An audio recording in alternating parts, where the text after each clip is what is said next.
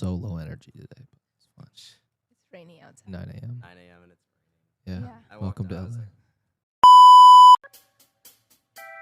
like,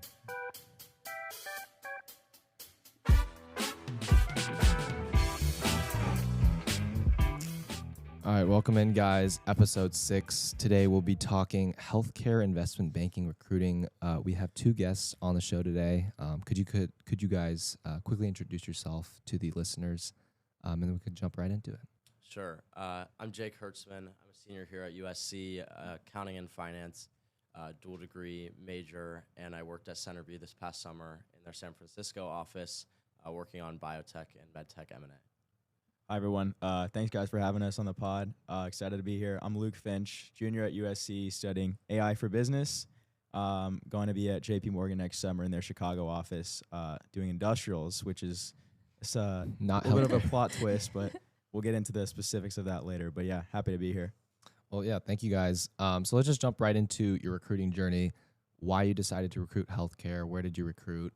And how did you ultimately, land the place that you're going to? I guess you can start and explain the industrials path. Yeah. So, guys, I was healthcare all the way. I know that doesn't reflect that on my offer, but yeah. So I was interested in healthcare from an early stage. I interned at a healthcare tech company my freshman summer, and that kind of got it started. I was interested in the healthcare services, med device kind of sector, but going into sophomore year, talking to a lot of the upperclassmen, I realized I had found an interest in biotech and immunotherapy specifically, and just did my own research.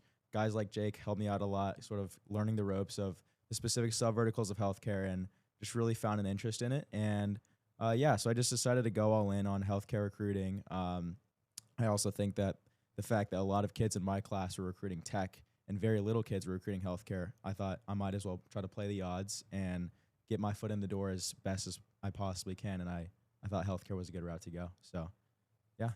How did you end up in industrials, though? Yeah, so I recruited primarily for healthcare. There was one group that I had gained traction in, which happened to be the JP Morgan Diversified Industries or Industrials Group. That was in Chicago. And the way my sort of timing worked with exploding offers and whatnot, I ended up going with the JP Morgan Industrials offer, but is very, very, very passionate about healthcare. And happy to explain any help that I got along the way. Yeah. Quickly, just for Luke, how hard is it? Because you were probably, all your research was in healthcare. Maybe you had like a one-off industrials process. Like, how hard is it to quickly learn that for people that are maybe spread a little thin by the time recruiting Yeah, comes? it's a good question. And I think my sort of route was a little bit unorthodox. You're right. I did primarily go all in for healthcare. And then when I got the JPM Super Day, I was like, okay, I gotta learn industrials now. And I'd say for any industry, it's very doable to learn the industry if you really set your mind to it. The way I kind of went about it was I just went to guys that I knew that had recruited industrials because they sort of know everything that you need to know when it comes to how to perform well in the interviews. And so I would ask their advice, and then I just kind of just locked in for like 2 weeks and just figured it out. But yeah, I'd say like definitely if you set your mind to it and you ask your upperclassmen resources, I'd say that was definitely the biggest help in being able to learn industrials pretty quickly. Great. Gotcha. And then on my end, in high school, I started a mental health and suicide prevention nonprofit focused on athletes and veterans, which is kind of my introduction into that space. I had always known that I wanted to do finance of some sort, came into college kind of knowing I wanted to do investment banking, and quickly realized that I didn't necessarily know what investment banking was after joining a couple clubs and having it explained to me. Even after having it explained, was still very interested, but didn't necessarily feel super passionate about one industry or another within investment banking. My freshman summer heading into sophomore year, I ended up interning in Tel Aviv through a different business organization here called Tamid, and I worked in healthcare venture capital, looking at technologies primarily targeting women and also like more so precision medicine, which was kind of an up-and-coming trend at the time and still is.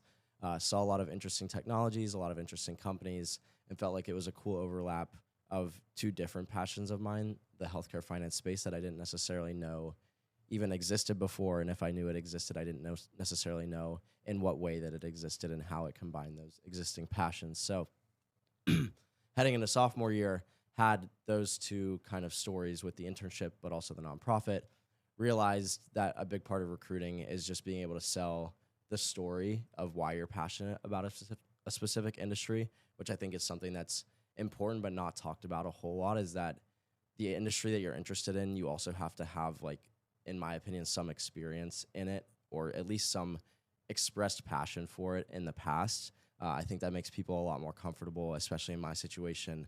I don't necessarily have the medical background that a lot of the people that I work with had, in terms of being biology majors, for example, but more so an expressed passion for the industry through these different avenues.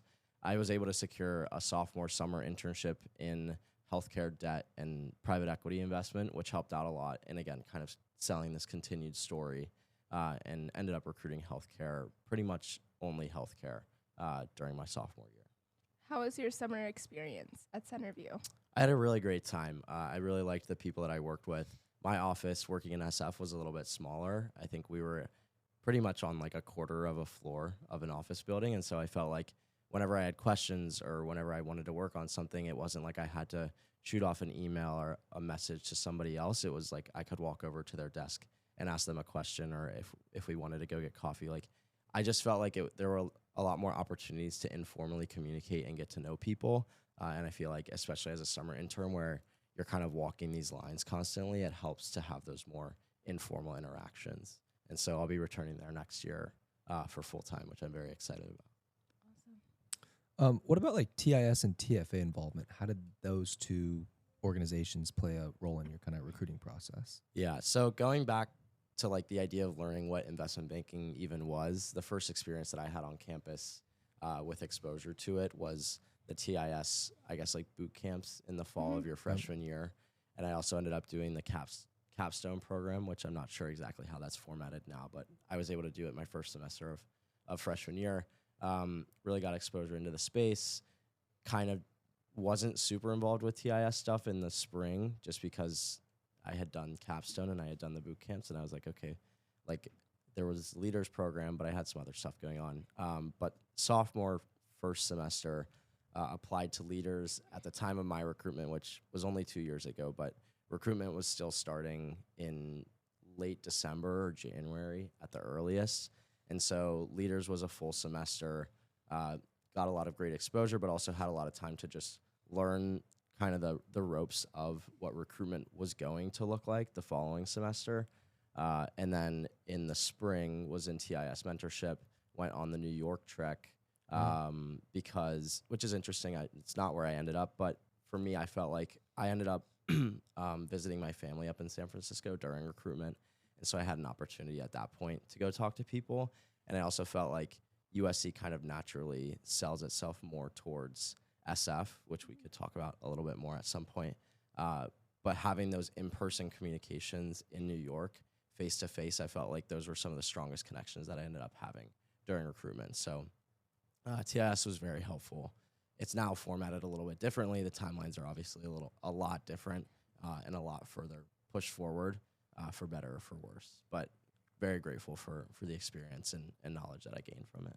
Yeah, I would say my story is similar to Jake's. I got involved in TIS pretty early on, freshman fall. I joined the capstone program. That was really helpful to sort of understand how the financial statements interact. Obviously, that's where we all started. What are the 3 financial statements? And then you get to do some valuation work there. So that was a good introductory thing. And then freshman spring, I joined TIS Leaders. And I'd say that was the most influential organization or extracurricular activity that I did that got me in to decide that I wanted to do banking. Because freshman year, I spent a lot of time exploring different career paths, consulting, tech, et cetera. And I wanted to see, okay, I know investment banking goes really early, but do I want to possibly explore other career paths? And I think TIS Leaders was a really great way for me to sort of figure out that, okay, I want to do investment banking. And I'd say the reason for that is just the mentorship that I was able to receive from the TIS Leaders mentors at the time. I really found the content to be extremely interesting. And they also sort of gave you a good timeline of how to handle your summer and how to handle sophomore fall, which is full of networking and refreshing your mind on technicals. So did TIS Leaders my freshman spring, and then sophomore fall returned for TIS Leaders. And then obviously Max Grutti and I, we were part of the first class of TFA. Super cool program. Plus has done a fantastic job with it. And yeah, so that's sort of how I got into the recruiting process, is sort of going through the TFA process and going on the trek, taking part in the pods. So yeah, I definitely think that was extremely helpful in allowing me to land an offer. Yeah, I also think going back to kind of involvement with TIS, I think one of the bigger things it provides is just people in your own year that you can reference during recruitment, whether it's for timelines or prep. Like, honestly, this is a process where if you're doing it by yourself, it can be very difficult, and there's a lot of kind of opaqueness around recruiting and timelines and when interviews are. And so to have 20 or 30 or 40 people to bounce questions off of is probably the most useful aspect of being involved. Definitely. I agree. Luke is the guy that got me into TIS. Freshman year, he goes, "Yo, Max, like you should apply to Leaders. Like they send a lot of kids to investment banking." So I was like, all right, why not? So I just applied. Like I wasn't super interested in banking at the time. Applied one off, got an interview, hit it off with my interviewers, and then like I guess I got in from there. But I guess that like harps on the point of like, you know, if you have friends in the same thing that you want to do, like it makes the process so much easier. Totally. Do we want to move into like? Let's do the Leaders Kids questions. Yes, let's do the Yeah. questions. So the first question that we got from Shout the out Leaders to all Kids the kids who sent was, questions. what is the best way to understand the intrinsic valuation of a company dependent on stage? Gotcha. I can talk about this from kind of the biotech perspective. I think with different verticals within healthcare, you may define stage differently, but at least in biotech, stage is very much clear cut, like preclinical, phase 1, 2, 3, and then either seeking approval or being approved and being on the market. And so obviously the closer that you get to approval, the more valuable that you're naturally going to be. The one thing with biotech is that probability of being approved is a huge part of valuation. And so in phase 1 or 2, when you still have a lot of clinical trials to go through, you still have to release data and submit it to the FDA and get feedback from them. A lot of times the likelihood in moving from phase 1 to being approved, I believe, is somewhere around 10%. So that means that 90% of drugs that enter clinical trials fail. And the more that you can, quote unquote, de-risk your valuation, the higher that your actual valuation will be. So one thing that's interesting, One thing that's interesting in biotech is that there's risk-adjusted and non-risk-adjusted valuation. So if your drug is going to be approved in 5 years, what will the valuation look like, assuming 100% likelihood of approval? And then going back from there, okay, well, if your valuation is $10 billion, but your likelihood of being approved is only whatever, currently 40% or something, backing into valuation on a risk-adjusted basis from there. So that's kind of how they view intrinsic valuation in almost two different ways, with the risk either baked in or not in biotech. Yeah, I'd say the only thing I have to add to that, Jay pretty much covered all of it, is the fact that when you're looking at like a biotech company or a pharma company, you don't value it as a whole, you value it on some of the parts, a sum of it's each individual drug, and for each drug you do what Jake said, and you value it based off of the probability that it's actually going to get FDA approved. And once you're able to do that for each drug, then you can sort of sum all of these up, and that gives you an estimated valuation of the overall company. Yeah, the other thing with biotechs is that a lot of them, like pre-approval, they're not going to have revenue, and so finding an intrinsic way to value them that makes sense is a little bit more difficult than, say, like a healthcare services company that tends to have more so like recurring revenue. Awesome. And when you guys are talking about healthcare deals and trends to bankers, how do you have any tips or tricks on how you can talk about it in a succinct and eloquent manner so that you're not like digging yourself in a hole in an interview, but like still showing your knowledge? Yeah, I can start with this one. I'd say for this one, don't start with all of the knowledge that you have on a certain subject matter, because if you just sort of yap about like, oh, I know a lot about like immunotherapy, and I talk all about it, and then I ask them a question, there's not really a lot of backup material that you can explain if they were to ask you a follow-up question. So what I would do is I would ask a question about a certain trend or thing that happened in the industry recently that I was interested in, and I'd hear their answer, I'd listen to it, and then I would ask a follow-up question that sort of demonstrates my knowledge. So if it's like an industry question, I'd ask about something that happened in the industry. They'd explain to me what their thoughts on it are, and then I'd be like, okay, well, what do you think about this? And I'd bring up something specific that happened in relation to what I asked about. And you can sort of have a conversation, and if you're able to sort of go back and forth with a banker and like hold your own and sort of know what you're talking about, that's going to be a huge plus on your end because they're like, okay, this kid knows what he's talking about. Yeah, I think if you can ask intelligent questions that, kind of like you said, demonstrate your knowledge without giving away and opening doors that you don't want to be open, I think that's one of the best ways to approach having these conversations. Especially, I would say there's going to be a lot of info sessions coming up for different banks. I know Centerview is going to be here next Tuesday. Being able to ask questions to bankers when you may only have one chance to ask a question, finding a way to weave in knowledge, or at least, again, that you showed some sort of effort to get to know about whether it's a recent deal or a recent trend, or that you kind of have even historical knowledge on a recent deal. Finding a way to somehow weave that into a question, I think, kind of like you said, demonstrates that you have the knowledge without necessarily opening yourself up to all these return questions from them. It's better to keep them talking in general. What are the best resources to research like healthcare stuff? Yeah, for healthcare specifically, Fierce and Endpoints, I think, are the only two like main resources that I used. I use them all the time this summer is the other thing. So getting familiar with those resources is super helpful.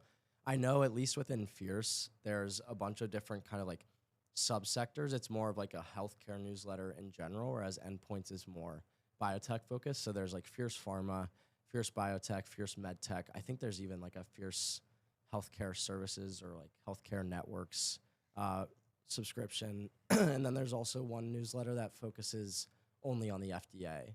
And so you can find a million articles to read every single day. What I would say is like try to focus your energy in on those two resources. And then obviously if you see something in like the Wall Street Journal or the New York Times and you still haven't read about it, like you should definitely get to know about whatever the major news sources are picking up. But what's really useful with Fierce and Endpoints is that they focus a lot more on earlier stage biotechs, especially when it comes to data releases on different phases of their trials.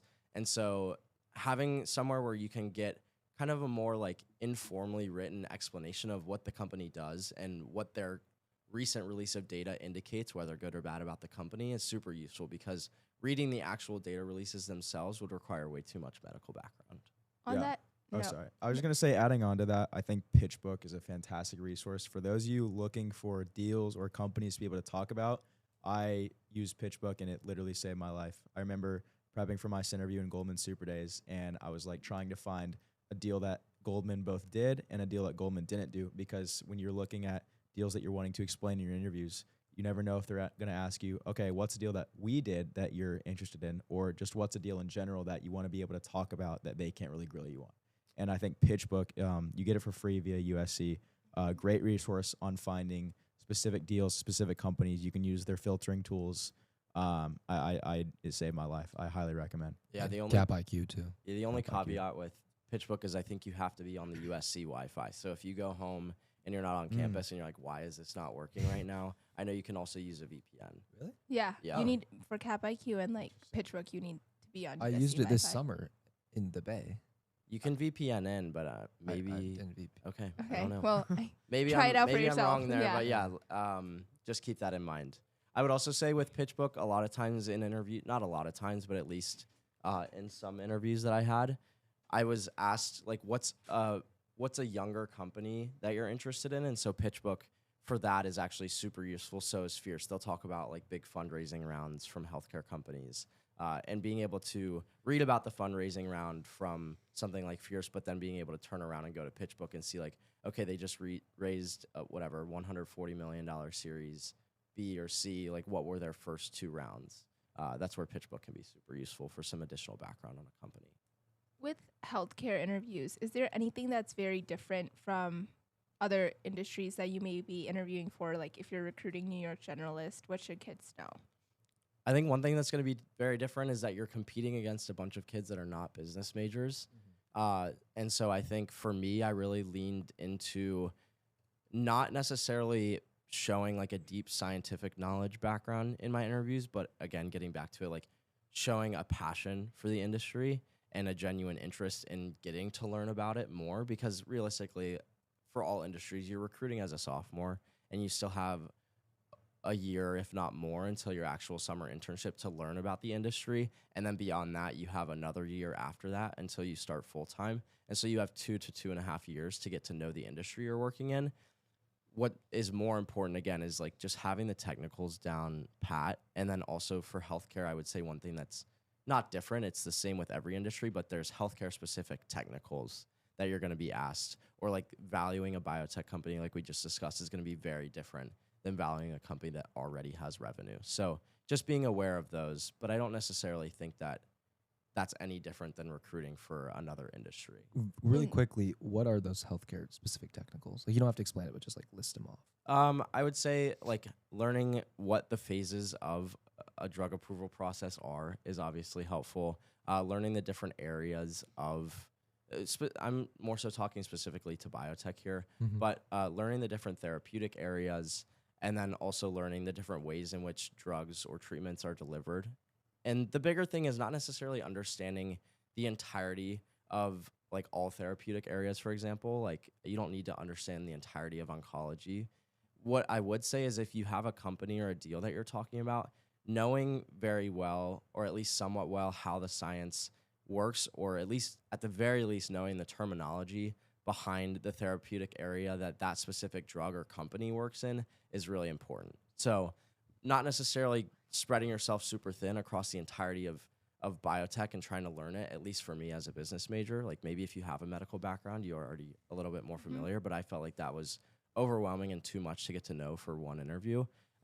But if you're going to talk about a company, you better know it well enough so that if you do get grilled on it, you can at least back it up with a little bit of medical knowledge. Is there a way kids can like tactically approach doing that, like resources? I have input on that. I'd say the way I handle things, and you don't have to do it this way, but I picked a specific subvertical that I was going to become an expert on, and I picked immunotherapy, and I sort of used that as, okay, I'm going to pick a company that's within immunotherapy. I'm going to pick deals that are within immunotherapy. And obviously you have to be strategic with this, because if you're interviewing at an office that only covers med device companies, knowing a lot about immunotherapy isn't really going to help you out. But if a lot of the banks that you're interviewing at cover biotech, and then specifically immunotherapy falls within biotech, then that's kind of a green light. Okay, become an expert on one specific subvertical, have your deals, companies, and trends of revolving around that, and they're going to be really impressed that you know a lot about that. Obviously, I'm going to caveat that with saying, like, have general knowledge of usually all the different subverticals, but become an expert on one and let that sort of influence how you prep. Cool. Next question. What should you avoid doing in interviews talking about healthcare IB? Like, is there anything you should avoid? I would say, kind of going back to what you were talking about, like, there are a lot of different subverticals of healthcare.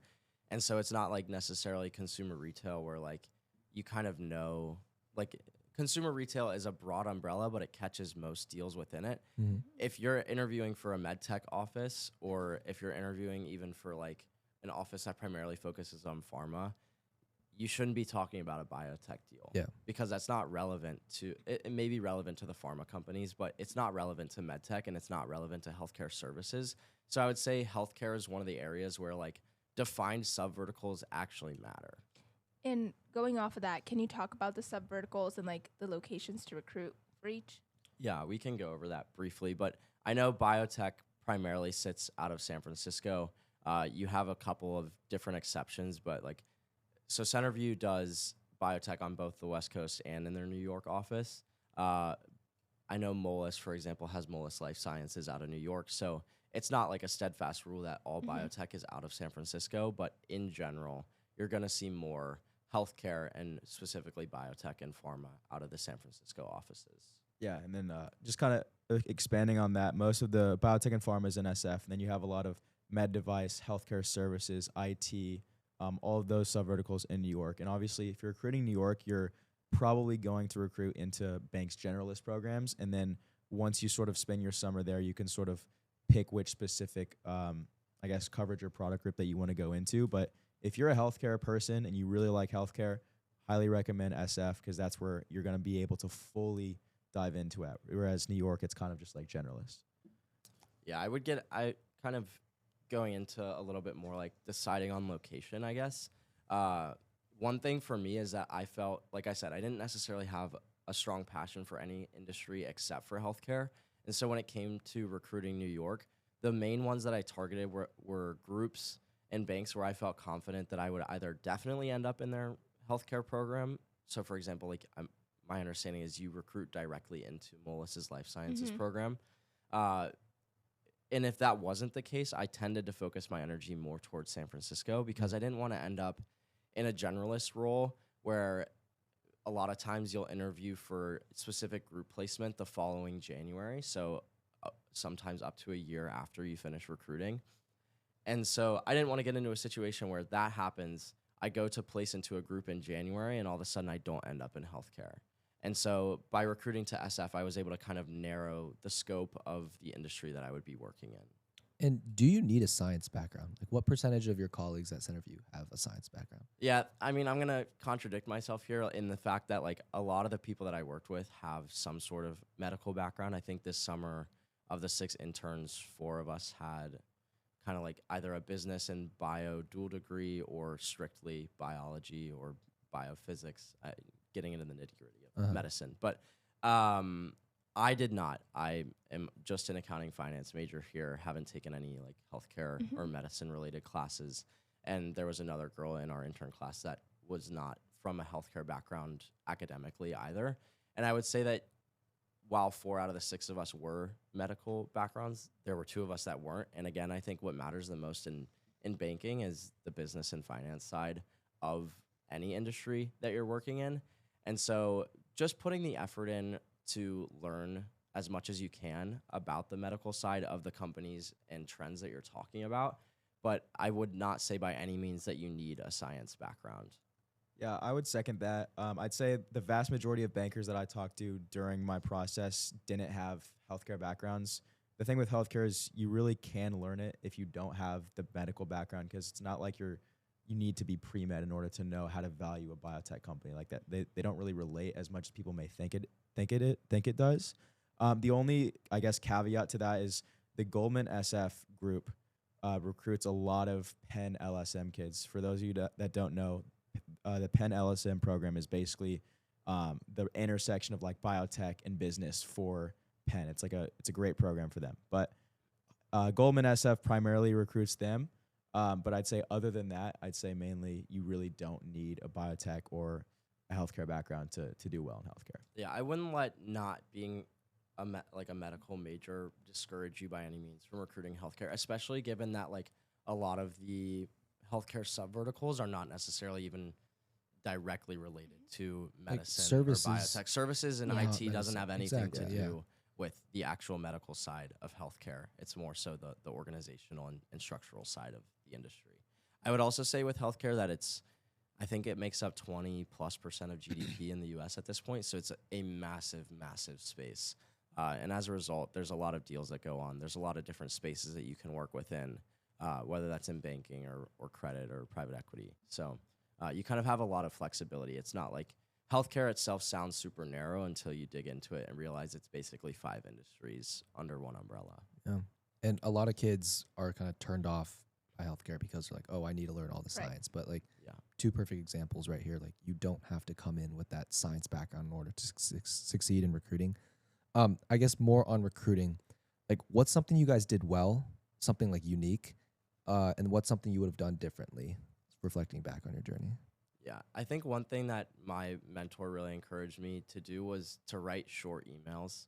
I don't know if that's necessarily for everybody. No, I agree. But for me, like being straight to the point, an example email for me was, hi, blank banker name. I'm a sophomore at USC studying accounting and finance with internship experience in VC and private equity in the healthcare space. I would love to hop on a call if you have some time this week. Thanks, Jake. And I attached my resume. Like 2-3 sentences. There's almost no customization to it. Maybe it's like, I would love to hop on a call and learn more about your experience at blank bank in this group. But I personally don't think that you need to stalk someone's LinkedIn and write 3 paragraphs about like, hey, like here's all this information that I just learned by stalking you online. Would love to hop on a call with you and talk about the exact same things that I just mentioned in my email. I don't think that your hit rates are going to be much higher, and the volume of emails that you're able to send out is so much higher if you keep emails short. It also prevents you from making mistakes. You don't have to change as much. Like if I'm emailing someone at Evercore and I clearly mention Centerview in the email, I can like very easily cross-reference the email address that I'm sending to with the bank that I'm mentioning, versus if I have 3 paragraphs that don't even fit on the screen of my email window, then it's a lot more difficult. Yeah, I mean, obviously Jake mentioned you're sending a lot of emails. So I'd say for me, like being organized with a lot of those emails that you send and just networking in general was probably the biggest factor in my success, I'd say. For you sophomores that are kind of just getting started with networking, I would for sure have a Google Sheet tracker of all of the different, so I guess like you have a tab for each bank, and then in each tab on the Google Sheet, you have all of your list of contacts that you've either reached out to or had calls with. And then one thing that I like to do is I would like to link a Google Doc with my call notes for those calls that I would have. And so for each row, I'd have my list of contacts, and then there would be a cell on that row for each banker that would have the notes that I had that I took on the call with them. And having that all in one Google Sheet was extremely helpful if I ever had to get like access it quickly. And then elaborating on that Google Doc, I would say when you go into these calls, you should have a call bank ready to ask them, but you shouldn't like go off of it religiously. It should be sort of more of a fallback. I'd say the main goal with a lot of these networking calls is hitting it off with the bankers. And if you can do small talk with the bank for like 15 minutes, like that's way better than like talking about healthcare with them for like another 15 minutes, because they'd rather, talk about like surfing or like basketball, whatever. So just have call notes prepared and ready. One thing with my like networking tracker, I formatted mine very similarly. I also had a tab that kept track of applications and when they were coming out and whether I had submitted them. And then I also like, you don't have to do this, but I kind of like ranked how I felt about them at the time. Mm-hmm. And so that helps you realize and know where to focus your energy. Because I think one of the big things is like at the start, I was sending out emails to probably 20 or 25 different banks. And you very quickly, by actually tracking it in a sheet, and I would color code like based on whether they responded or not, you very quickly pick up on the banks that you're gaining traction at. And also going back to like choosing a location to recruit for, you pick up on the locations that you're gaining traction in. And as a result, you can focus your energy and time more into making those calls really count versus a bank where you've sent out 35 emails and gotten 0 responses. Like at that point, unfortunately, it's kind of just it's a wash, and you're probably not going to be able to recruit there. There's a reason that you've gone over 35 on emails. So to spend your time writing another 5 emails to that same bank in that same office is not worth your time in comparison to maybe reaching out to 1 or 2 additional people somewhere where you're on the brink of getting a first-round interview, for example. We've been asking this question recently. What's your recruiting hot take? What's my hot take? Make it controversial. It's It's a tough question. Let's see. What have other people been saying? Yeah, what are, because I don't want to copy some others. Who went last week? Oh, Libby. She said, don't give yourself the answer. So Yeah. she was talking about, for Goldman, their app's open, I think, like, she said March 1st. Yeah. But she got her offer in February. So she was like, well, I have these exploding offers, and Goldman hasn't even opened, so I can't even get the old Goldman offer. But then her dad was like, no, you can email people and, like, see if you can, like, squeeze your way in. And, she did, and so she got the offer. So that was kind of her hot take. I don't remember Ford's. Ford's was like, he had 2. One of them you can't say. And then the other one, Jackson said, control the, it was an Anthony Munoz quote. Oh, I don't. Oh. Master the mundane. Yes. Oh, like he was talking about just knowing your DCF, your behaviorals, like that's what's going to get you the job, not being crazy cracked about the industry. Yeah. Gotcha. I think the hot take that I have is that you should not treat these people like they're your superiors. Mm-hmm. You should treat them as equals. They're a year or 2 older than you, maybe a year into the job. I don't mean that in a disrespectful way. I more so mean that I think too many kids, going back to the email thing, feel like they have to write 3 paragraphs because it's like, oh, this person like isn't going to respond if I don't show like a super personalized attention to them specifically. Realistically, they're all busy. They all, more importantly, want to feel like they can relate to you and that they want to work with you long term.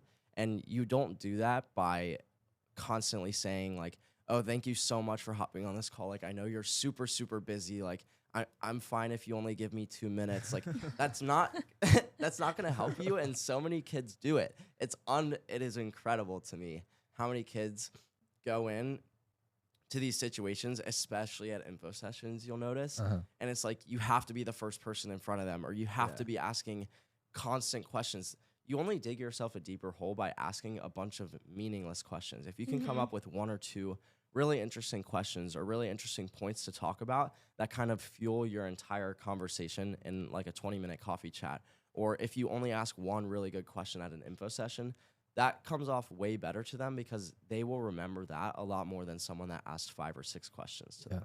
Exactly. What I say is like, if you went to like a bar, like a club, like that, those are the people you they're see right next to you. You would not like treat them any Yeah. differently. But then Right. the moment you find out, oh, they're an investment banker, it's like completely like a light shifts. switches Yeah. in their head. And so I think that's Just something feels that has fake. Yeah. Kinda like, That's the other thing. You pick up on it really quickly, like being a junior and senior who's been coffee chatted, you pick up on it really quickly, even in just the tone of a text outreach or an email outreach, whether someone, it also makes you feel, in my opinion, like more serious and more well prepared if you're coming across as confident to them versus coming across as someone who needs a job. Like one thing I would say is more so just like as a general overarching statement is don't be desperate in recruiting. Yeah, I would say my hot take is for all my non-diversity kids out there, do not be afraid of New York just because you're at USC. I'd say one of the TIS leaders mentors kind of scared me a little bit. He was like, if you're a straight white male at USC, do not go to New York. And I was like, oh shoot, like New York's cool. I guess I can't do that. So I mean, obviously I love healthcare, so I went SF and then like obviously the Chicago caveat, but I would say if you want to end up in New York and you feel like you are capable, I would say 100% go for it. Do not be afraid of the fact that USC's alumni connection isn't as strong in New York. It's actually pretty strong. It's there now. actually strong, and it's getting stronger. And I'd also say if you're able to send a good email like Jake does, and you have like a decent resume, you can get on the phone with a lot of these bankers. And like Jake sort of said, your hit rate isn't going to vary that much. Like you're going to get low responses no matter what. You might as well try to go for New York if you're interested. Because if you think about it, like, yes, fewer kids are going to do New York because a lot do healthcare, tech. But like there's so many kids reaching out to a smaller pool of bankers in SF. And there's a larger pool in New York. So it Proportionally, ends it's up very being the similar. same. Sure. Your hit rate should be like 5 to 10% Regardless, which is brutal. Yeah. But going back to kind of like what I did well in recruiting, I would sit down on a Sunday and I would write 75 emails. Yeah. I would sit down starting at 5 or 6 o'clock or whatever, and I would write until they were done. And I think more so like just being able to and willing to put in the time to do that, you get 7 responses. But the thing is, if you can get on the phone with one person at a bank and have a good chat with them, it's most of my calls towards the end of recruitment came from people I had already talked to. Oh, yeah. You don't have to continue sending out emails. The other thing going back to New York is the fact that if you recruit for multiple locations and you feel like New York is out of reach, all it takes is one offer from a bank and taking that offer and going to a different bank in New York and being like, hey, I now have this offer. I know that like you probably didn't even give me the time of day when I reached out before. But Libby, for example, was able to get an offer from a bank where the application wasn't even open yet. Yeah. So if the application is open and you've even had 1 or 2 conversations with people in New York, the second that you have an offer somewhere else, I personally didn't leverage my offer at all. I got my offer and I took it as Centerview and SF. First offer, right? Yeah, it was my That's first fast. interview, first offer, finished in February, which now doesn't sound that early, but it was early at the time of my recruitment. But that being said, if you have an offer somewhere and you want to take it to a different bank, I think that is probably one of the easiest ways to get yourself to New York if you really want to be there. Cool. Awesome. Any questions from your end? No, thank you guys for joining us. Yeah, thanks you for having guys. us. Of course.